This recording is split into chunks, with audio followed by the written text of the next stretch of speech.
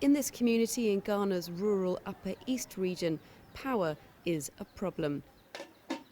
Around 30% of the country remains off the central electricity grid. Here there are electricity pylons, but residents say power hardly ever runs through them. Okwesi Appiah took matters into his own hands. He bought this solar system more than a year ago and hasn't looked back. He says he was fed up of living with power cuts known locally as dumsor and that generators were costly and unreliable.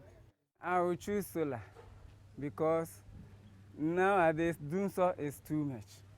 So if you go in for electricity, you will sometimes blow your things.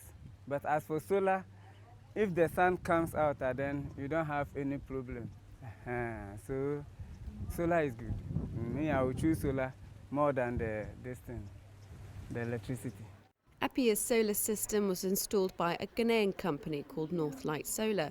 It's a large system and cost around $5,000. A big investment, but one that Appiah says has paid off.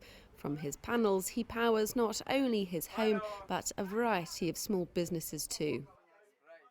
Yeah, it's very expensive. Yeah, very, very, very expensive. But since I go in for the solar, it's about say 1 year, 3 months now.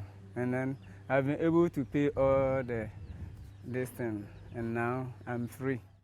Ghana's energy demands are growing, and as the government tries to keep up, it's aware that clean energy within that power mix is more important than ever.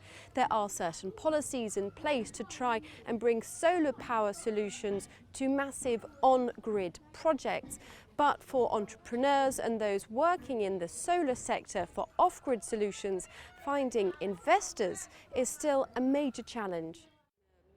Northlight's CEO hopes financing solar projects in countries like Ghana will be discussed at December's climate change conference in Paris. The sources of financing for the development of solar PV related projects, because traditional financial institutions are unable to provide this type of support because for some reasons they don't understand the technology and they cannot assess the risk of investment. And a lot of developed nations have certain financing mechanisms for solar PV projects. We as entrepreneurs are looking at how government can, allow or create the environment for private players to work along with other international funding agencies, knowledge transfer from other expertise outside the country. Solar technology isn't new to Ghana, but it's a sector which is still underdeveloped. Entrepreneurs hope its low emission, long-term benefits will soon make solar panels a common sight across the country. Katerina, Vittozzi, CCTV, Upper East Ghana.